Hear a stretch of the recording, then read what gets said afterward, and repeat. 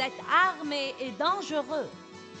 Soyez alerte, soyez vivants. Dieu, je vais entrer là-dedans et je vais recevoir. Je veux que ta parole me change. Je veux qu'elle renouvelle ma pensée et je libère ma foi. Comme quoi tu vas guérir cette maladie dans mon corps et que je ne vais pas rester blessée et brisée.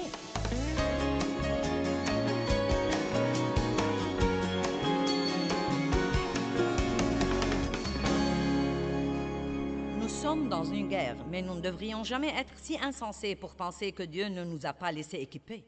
Vous ne devez jamais craindre le diable. Vous ne devez jamais rien craindre de ce qu'il essaye de vous faire, car vraiment et sincèrement, nous sommes plus que vainqueurs. Au beau milieu de ce que vous endurez en ce moment, vous ne devez pas croire que vous êtes la queue de quoi que ce soit, car la Bible dit que vous êtes la tête et non la queue, en haut et jamais en bas. Vous dites, eh bien, ce n'est pas ce que je sens. Vous ne devez pas suivre vos sentiments. Tenez-vous ferme dans la parole de Dieu et dites, la Bible dit que même au beau milieu de mes batailles, je suis plus que vainqueur par celui qui m'aime. Au beau milieu de vos batailles, n'oubliez jamais que Dieu vous aime profondément, énormément, et qu'il a un très bon plan pour votre vie. Il y a des personnes ici ce soir, vous devez prendre ceci et vous devez l'avaler. Ne le laissez pas voler par-dessus votre tête. Vous avez des choses qui se passent, vous êtes blessé, vous avez des problèmes, vous faites face à des choses, et vous êtes, vous savez, peut-être que vous êtes venu ici ce soir avec l'espoir que je vous remonterai le moral, et je crois que je peux faire ça. Je crois que je peux vous équiper et que vous arriverez par la parole de Dieu au point où vous ne serez pas toujours celui qui doit être encouragé, mais celui qui encourage les autres. La seule raison pour laquelle nous déprimons tellement quand nous avons des problèmes, c'est que nous craignons de ne jamais pouvoir nous en débarrasser. Nous craignons de ne pas avoir ce que nous voulons dans la vie ou de devoir attendre beaucoup plus longtemps que nous ne croyons que nous pouvons attendre. Nous croyons que ce que quelqu'un nous a fait nous est injuste, et il se peut que ce soit le cas. Mais nous devons aussi nous rappeler que Dieu est un Dieu de justice et qu'il ne supportera pas que les gens blessent ses enfants s'ils demeurent fermes dans sa parole. Si quelqu'un me blesse et que j'ai une attitude amère et que je refuse de lui pardonner, je ne peux pas m'attendre à ce que Dieu me délivre. Je ne verrai pas la justice de Dieu dans ma vie si j'ai cette mauvaise attitude. Mais si, par sa grâce, je joue le rôle qu'il m'a demandé de jouer, Dieu me rendra toujours justice dans ma vie et il vous rendra toujours justice dans votre vie. Écoutez-moi, si quelqu'un vous a blessé, Dieu est un Dieu de justice et il vous rendra le double pour vos ennuis si vous tenez bon dans sa parole. Est-ce que vous me comprenez? Vous devez comprendre ça.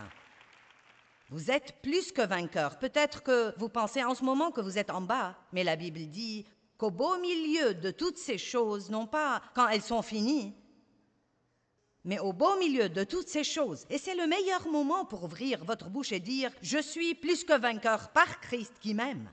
As-tu entendu ça, diable? Je suis plus que vainqueur par Christ qui m'aime. La tête et non la queue, en haut et jamais en bas. Je prêterai à beaucoup de nations et je ne m'emprunterai pas. Un chrétien doit être sur ses gardes, doit vivre sur ses gardes. Luc 12, 15 dit « Gardez-vous de toute avidité et convoitise. » Vous devez vous garder quand Dieu commence à vous bénir matériellement et financièrement, d'avoir un esprit avide et de vouloir de plus en plus et de plus en plus et de plus en plus et plus. C'est pourquoi veillez à ce que plus vous avez, plus vous donnez. Amen. Plus vous avez, plus vous donnez. Plus votre vie est meilleure, mieux vous traitez les autres personnes. Chaque fois que Dieu vous bénit, partagez-en toujours une partie avec quelqu'un d'autre. Et peut-être que c'est un des secrets du don. Peut-être que Dieu nous dit de donner toujours des prémices de ce qu'il nous donne dans la vie, de toujours donner d'abord, parce que c'est un des moyens dont nous combattons l'avidité et la convoitise, qui sont des choses terribles à avoir. Quand vous êtes avide et cupide, vous ne pouvez même pas être reconnaissant de ce que vous avez. Vous voulez plus. Matthieu 16, 6. Gardez-vous bien du levain des pharisiens. Ce levain dont il parlait était de revenir vivre sous le légalisme plutôt que de vivre dans la vraie liberté que Christ est mort pour nous donner. Jésus n'est pas mort pour que nous puissions vivre sous des règles et des réglementations et des lois que les gens nous font. Il veut que nous soyons libres pour être menés par le Saint-Esprit qui vit au-dedans de nous, qui nous mène toujours à une vie de sainteté. Matthieu chapitre 10, verset 17. Prenez garde de ceux qui s'opposent à Dieu. Faites attention qui vous fréquentez. Marc 13, 23. Prenez garde à vous-même. Vous devez vous connaître, connaître vos faiblesses, connaître vos forces. Luc 17, 3. Prenez garde les uns aux autres. Quand vous voyez quelqu'un commencer à transiger sur un certain plan, priez pour lui. Quand vous voyez quelqu'un traverser une période difficile, priez pour lui. Un des meilleurs moyens de nous entraider, c'est de prier tout de suite quand nous voyons quelqu'un avoir un besoin. Vous ne devez pas toujours faire un sermon à tout le monde et raconter à quelqu'un d'autre « Oh, j'ai remarqué qu'un tel traverse une période difficile aujourd'hui. » Non, si Dieu vous permet de remarquer qu'un tel traverse une période difficile, vous devez prier tout de suite. « Dieu, je te demande au nom de Jésus de le fortifier. Je ne sais pas ce qu'il a, mais il traverse une période difficile. Et donc je le couvre. Je te demande de l'aider dans toutes ses difficultés. » Maintenant, vous avez servi Dieu. Mais ce que nous faisons si souvent, c'est de parler de choses au lieu de parler pour les choses. Nous devons être sur nos gardes, nous devons prêter attention aux pensées qui entrent dans notre tête, nous devons prêter attention aux sentiments que nous avons. Eh bien, d'où est-ce que ça vient? Eh bien, c'est quoi tout ça? Arrêtez-vous et dites, Dieu, quelle est la source de ça? Quelle est la vraie raison de ce problème? Une nuit, je ne pouvais pas dormir. 4, 5 heures du matin, je ne pouvais pas dormir et d'habitude, je dors très bien. Donc finalement, je regrette de ne pas l'avoir fait plus tôt, mais finalement, j'ai dit, Dieu, mais quel est le problème? Car je sentais que le Saint-Esprit ne me laissait pas tranquille. Et immédiatement, Dieu m'a montré quelqu'un envers qui j'avais été impoli la veille. Et j'ai dû m'excuser auprès de Dieu et ensuite, quand il était temps de le faire, je me suis excusée auprès de lui. Mais il y avait une raison pour laquelle je ne dormais pas bien. Donc au lieu de dire « je ne sais pas, je ne dors pas bien, je me demande pourquoi », demandez à Dieu. Peut-être qu'il vous dira « tu as bu trop de café trop tard la nuit ». Vous savez, Dave avait du mal à dormir une fois la nuit. Et quand il est allé à Dieu, Dieu lui a dit « tu bois trop de boissons gazeuses ». Je n'ai rien contre les boissons gazeuses, mais Dave allait au drive-in et il achetait ce grand truc de 900 millilitres tous les jours et il le buvait et cela l'empêchait de dormir. Demandez à Dieu ce qui ne va pas chez vous. Allez! Certains ne veulent même pas savoir. Je ne vais rien lui demander, peut-être qu'il me le dira lui-même. Je prêche mieux que vous ne réagissez. Il va falloir vous revigorer. Il faut être responsable. Ne vous contentez pas de dire « Vous savez, je ne sais pas ce qui me fait cet effet. Vous savez, ma pensée est attaquée. » Vous devez ouvrir votre bouche et dire « Diable, je te réprimande. Arrière de moi. Allez prendre votre Bible, ouvrez-la et lisez à haute voix jusqu'à ce que vous retrouviez la tranquillité d'esprit. »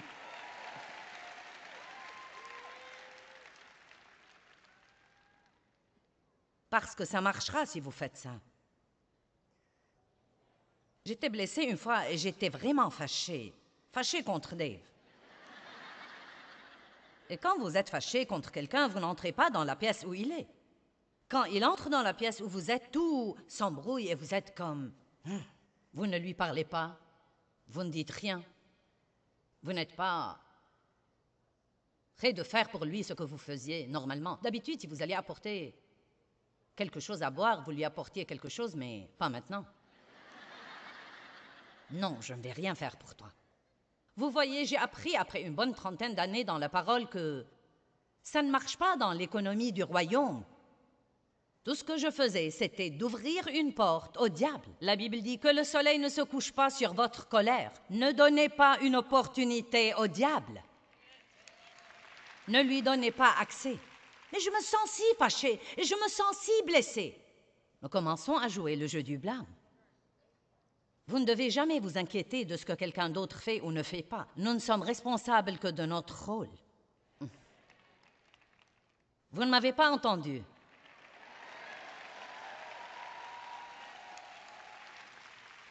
Pensons-y de nouveau. Disons ça à nos téléspectateurs. Vous ne devez jamais vous inquiéter de ce que quelqu'un d'autre fait ou ne fait pas. Vous n'êtes responsable que de votre rôle. Jouez votre rôle et Dieu s'occupera toujours de vous. Si vous jouez votre rôle, Dieu est juste et il s'occupera toujours de vous. Bien sûr, l'ennemi voulait que je reste fâchée toute la nuit et que je perde ma paix et que je perde ma joie. Mais j'ai pris ma Bible et je suis entrée dans ma pièce qui était mon bureau à l'époque. Je me suis couchée sur le plancher. Je me suis mise face contre terre. J'ai fourré mon nez dans cette Bible et j'ai dit, Dieu, je veux que tu saches que je ne vais pas me lever d'ici ni quitter cette pièce avant que tu ne me donnes la grâce de sortir par cette porte et de me comporter comme une femme de Dieu et de parler à mon mari. Amen. Et j'y suis allée. J'ai commencé à prier, j'ai commencé à lire. Ah, les trucs que je fais pour vous, messieurs, dames.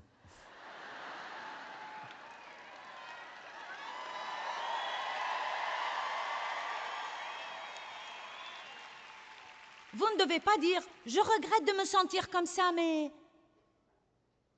Dieu aide-moi à ne pas me sentir comme ça. » Non, je veux que vous ayez le feu sacré au-dedans de vous ce week-end. Dieu vous a amené ici pour que je puisse attiser ce feu. Attiser ces braises qui sont peut-être sur le point de mourir ou de s'éteindre.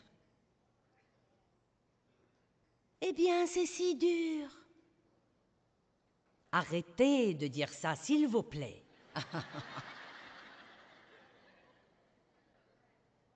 1 Thessaloniciens 5:6. Il dit « Ne dormons donc point comme les autres », et ça ne parle pas d'aller se coucher la nuit. Mais soyons vigilants, alertes, attentifs, prudents et sur nos gardes, et soyons sobres, calmes, posés et réfléchis. Ça n'a pas l'air de quelqu'un qui est le genre « Eh bien, quoi que ce soit ». C'est en fait quelqu'un d'intentionnel, qui vit avec résolution. Il a décidé d'avoir absolument la victoire et il ne va avoir rien d'autre que la victoire. Amen.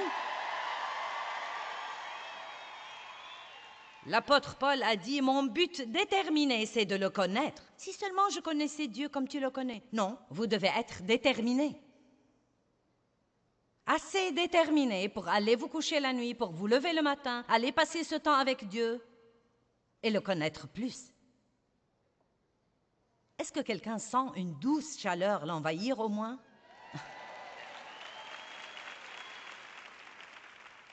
La Bible dit dans 1 Corinthiens 2:15 que l'homme spirituel juge de tout, il s'enquête, met en question, examine et discerne toutes choses. Si nous voulons vivre dans la victoire, nous devons nous arrêter de somnoler. Amen. Prêtez attention aux petites incitations du Saint-Esprit. Prêtez attention au discernement que vous avez en vous. J'ai traversé quelques trucs durant ma vie. Proverbe parle maintes et maintes fois de la sagesse et de la prudence et du discernement et de la sobriété. Ce sont 4 mots des plus merveilleux et je me permets de dire que beaucoup de gens ne savent pas ce qu'ils veulent dire.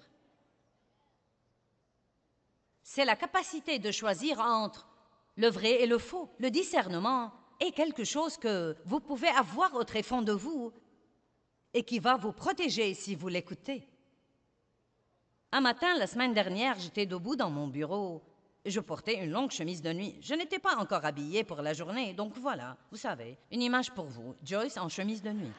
Et J'avais quelques Bibles car j'allais faire un peu de télé ce jour-là. Et donc j'avais 2 ou 3 Bibles que je devais prendre au bureau. Et j'avais ma tasse à café vide. Je portais ma petite tasse à café vide. Et donc, quand je suis arrivée à l'escalier, j'ai eu cette petite pensée sage. Je devrais saisir cette chemise de nuit et la remonter pour ne pas m'empêtrer les pieds et trébucher. Mais j'ai pensé, ça vous rappelle quelqu'un que vous connaissez? Donc j'ai commencé à descendre l'escalier et j'ai failli tomber. J'ai dit au Seigneur que j'étais désolée. Ce qu'il y a, c'est que la grâce de Dieu m'a sauvée cette fois. Il est miséricordieux. Mais vous savez quoi? C'est ma pensée. Vous pouvez penser ce que vous voulez. Je ne descendrai plus jamais ces escaliers sans remonter cette chemise de nuit si je la portais, parce que je crois que maintenant que je sais et que j'ai vu la miséricorde de Dieu, si je continue à faire quelque chose d'idiot, à ce moment-là, je risque, et si je tombe, à ce moment-là, ce ne sera pas Dieu qui dit « Tu ne m'as pas écouté, je vais donc te faire tomber de l'escalier. » Mais quand nous n'écoutons pas Dieu et que nous savons que nous n'écoutons pas Dieu, quand vous ne savez pas est une chose, mais quand vous savez en est une autre. Si nous n'écoutons pas Dieu, ce que nous faisons à ce moment-là, c'est de sortir ici, en dehors de sa protection, là où nous sommes à découvert devant l'ennemi. Nous disons toujours « Je sais que je ne devrais pas faire ça, mais... » Je sais que je devrais faire ça, mais... Je sais que je devrais aller me coucher, mais... Demain, quand vous serez fatigué, ce n'est pas la faute de Dieu. Ce n'est pas la faute du diable, c'est votre faute.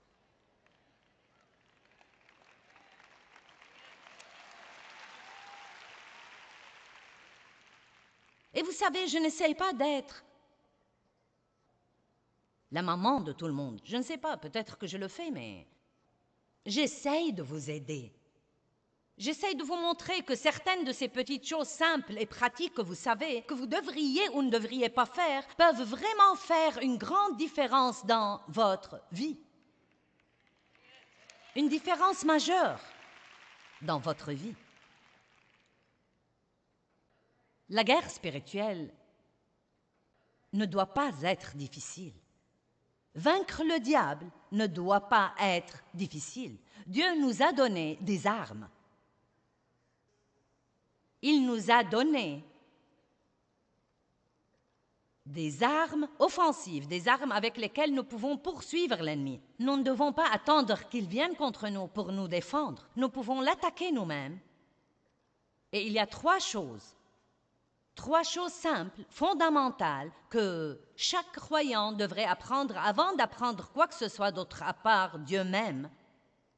Et ce sont la puissance qui est dans la parole de Dieu, la puissance qui est dans le nom de Jésus et la puissance qui est dans le sang de Jésus.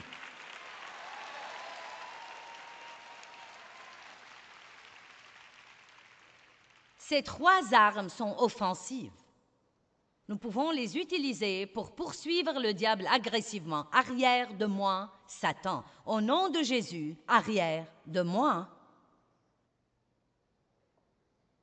Quand le diable nous attaque, ou simplement pour le garder à sa place, c'est-à-dire sous nos pieds. La parole de Dieu. Je me rends compte de plus en plus dernièrement à quel point la parole de Dieu est puissante. Non, mais elle est puissante. Nous pouvons chanter la parole, prier la parole, dire la parole, apprendre la parole. La parole de Dieu est une chose étonnante. Et je me suis fixée d'apprendre aux gens.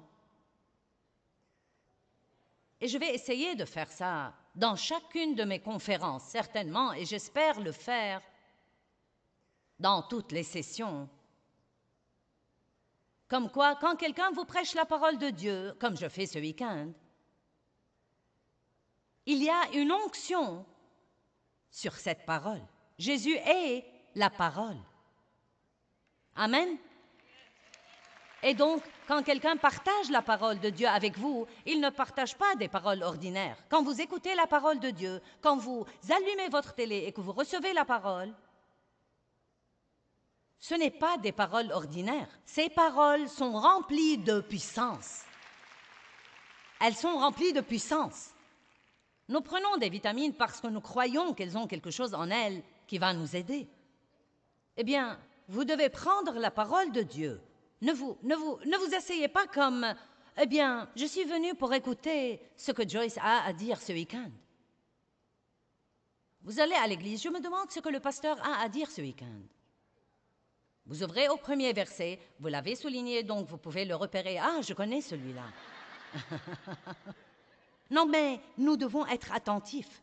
Vous devez écouter. Vous devez prendre quelques notes, peut-être, ou si vous écoutez quelque chose que vraiment, oui, j'en ai besoin. Achetez-en une copie, écoutez-la à plusieurs reprises. Mais je veux vous dire quelque chose. Quel que soit ce que je prêche, je crois que si vous libérez votre foi, vous pouvez recevoir la guérison dans un domaine de votre vie pendant que vous êtes assis là à recevoir la parole.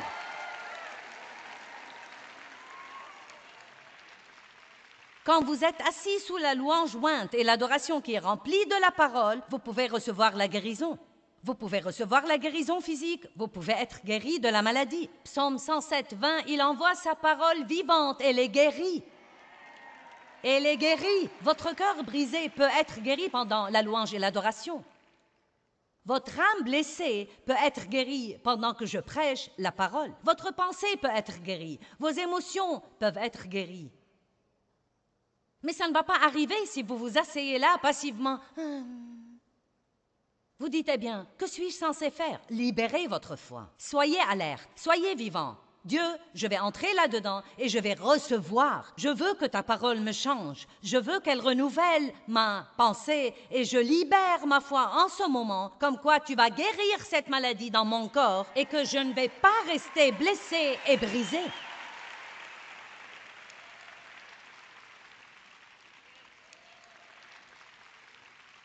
Et voilà ce que je veux dire. Je crois que nous pouvons tous être trop désinvoltes parfois à propos de tout ça.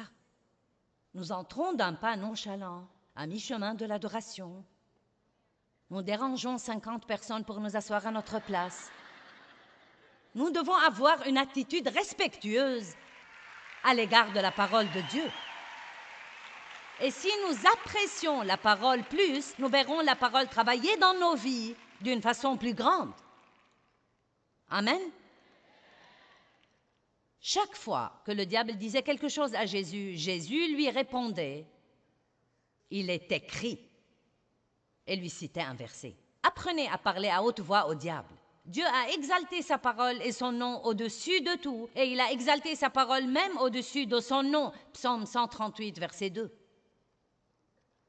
Avec la parole de Dieu qui sort de votre bouche, vous êtes armés et dangereux. Le nom de Jésus. Ça alors, ô bonté divine. Philippiens chapitre 2, verset 10. Et lui a donné un nom au-dessus de tout nom, afin qu'au nom de Jésus, tout genou fléchisse dans les cieux, sur la terre et sous la terre.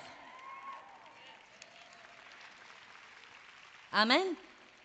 Je vous défie d'ouvrir votre bouche environ 10 fois par jour et de dire « Jésus ». Il y a une puissance dans ce nom. Et je crois honnêtement que si nous faisons plus ces choses, nous verrions plus d'exaucement dans notre vie. Jésus. Commencez quand vous vous levez le matin. Le premier mot qui sort de votre bouche, Jésus. Ensuite, attendez une minute. Vous pourrez presque sentir l'onction reposer sur vous.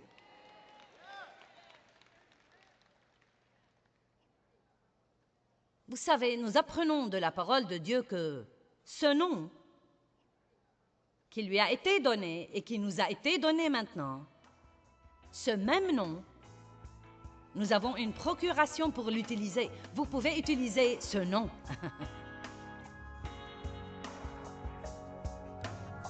Ce nom représente tout ce qu'il est.